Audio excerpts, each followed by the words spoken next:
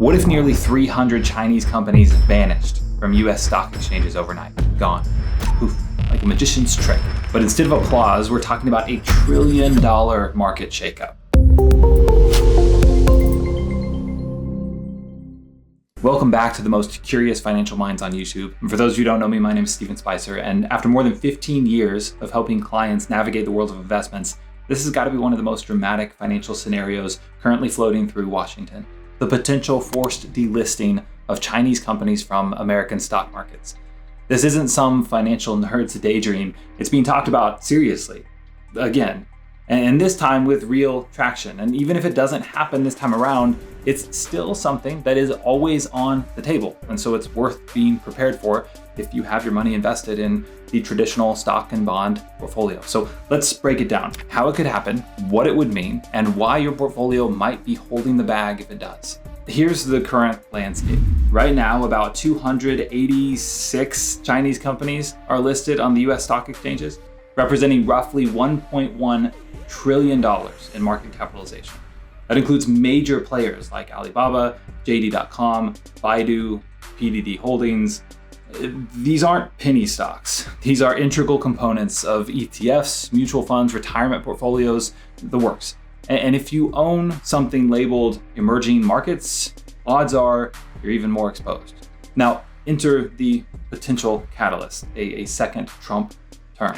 In recent months, President Trump and his advisors have floated the idea of cracking down again on Chinese companies listed in the United States. The idea? If they don't comply with the US accounting laws, or if they pose national security risks, they should be delisted. This idea isn't new, but this time it's being packaged as part of a much broader strategy to financially decouple the two largest economies in the world. So how would this work? First, there's the Holding Foreign Companies Accountable Act, a law that Congress passed back in 2020. It requires foreign companies listed in the United States to allow US regulators, specifically the Public Company Accounting Oversight Board, or PCAOB, to review their audit records. Refuse for 3 years in a row, and you're out. Now, technically, the US and China reached an audit access deal in 2022, because China doesn't like us to be able to see what's going on with companies that are based in China. Progress was made, but enforcement has been patchy. And that 3-year window, it's starting to close. But here's the twist. Some in the Trump orbit are suggesting we don't wait for the clock to run out. Instead, they'd use executive authority, similar to how Trump delisted companies like China Mobile and China Telecom in 2020. That move was based on national security concerns. And if that approach is revived, the SEC could be instructed to boot companies from US markets well before their HFCAA violations reach the mandatory trigger. Now, here's where it gets spicy. Many of these Chinese companies don't list in the US directly. They use something called a variable interest entity, or VIE. Think of it as a legal workaround. Chinese companies can't sell shares directly to foreigners in certain industries like tech or media, so they create a shell company in the Cayman Islands. That shell company issues shares to US investors, and in return, holds a contractual claim to the profits of the real Chinese company. It's legal, it's common, and it's a house of cards because it's not actual ownership. You're not buying shares in Alibaba, you're buying shares in Alibaba Cayman, which holds a promise that the real Alibaba will send over some of the profits, as long as Beijing is cool with that. So when Washington says, we don't like this setup, it's not just political posturing. The structure itself has long been viewed as opaque, risky, and ripe for abuse. Now, if a mass delisting were ordered, what would happen? First, forced selling, a lot of it. Analysts estimate up to $800 billion in assets could be impacted. ETFs, mutual funds, pensions, endowments, all of them might have to dump these positions overnight. That's not orderly, that's a fire sale. Second, capital flight. These companies would likely turn to Hong Kong, Shanghai, or even Singapore for relisting. Chinese regulators have already been preparing for this. In fact, for the last few years, Beijing has been quietly encouraging its national champions to come home anyway, to list closer to the mainland and reduce dependence on US capital. Third, geopolitical blowback. If Washington uses its financial markets as a weapon, expect China to retaliate. They could restrict access for US businesses operating in China. They could further accelerate their efforts to de-dollarize global trade, or they could turn up the pressure on Taiwan, knowing that the West is distracted by economic warfare. Now let's talk about you. If you're an investor in anything global, especially in emerging markets, you should care. This isn't just about Chinese stocks. This is about the precedent it sets. If we start delisting companies based on geopolitical friction, who's next? India, Saudi Arabia, European firms with operations in Russia? When capital markets become a battlefield, everyone starts ducking for cover.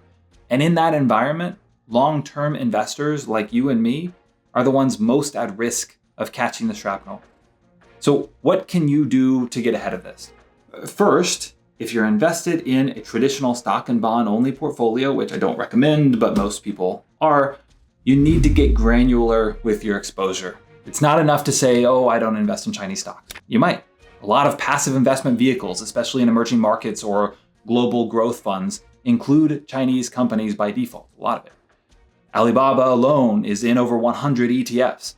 And even if you don't own them directly, your retirement target date fund, for example, might. Second, watch where the companies go. Many of the most valuable Chinese firms are already dual listing in Hong Kong. Investors who still want access will likely shift to the Hong Kong listings.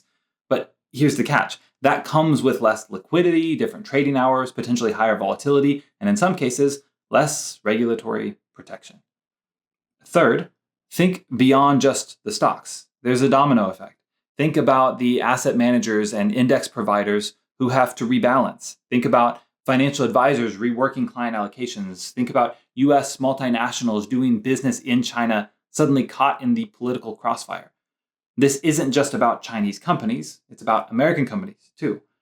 And let's talk about the Fed for a second. If $800 billion in market value gets wiped or rerouted and volatility spikes across global markets, guess who starts sweating? Yep, the central bank. Suddenly, the monetary policy outlook gets murkier. Rate hikes, rate cuts, liquidity measures, they already have enough issues as it is. And these ripple effects don't stay contained in a single corner of the market. And one more thing, what does this do to the perception of US capital markets? The US has long been seen as the safest, most reliable place to raise capital. But if Washington starts pulling the plug on companies based on politics, it creates a precedent.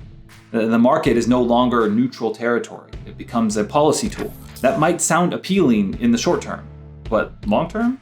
Could encourage other countries to build rival systems. Already we're seeing efforts from China, Russia, Brazil, and others to settle trade in their own currencies, cutting the US dollar out of the equation. In other words, weaponizing Wall Street might win you a battle, but it risks the whole war. So let's zoom out for a moment. This story isn't just about stocks or executive orders or audit access. It's about a world where financial lines are being redrawn, where markets are no longer just about profits, but about power, about leverage, about control. This is part of a larger trend, the unraveling of globalization as we knew it. From TikTok bans to semiconductor restrictions to delisting Chinese companies, it's all part of the same narrative. We are entering a new era of economic blocks, not borderless capitalism. And I'm not expressing an opinion one way or the other politically.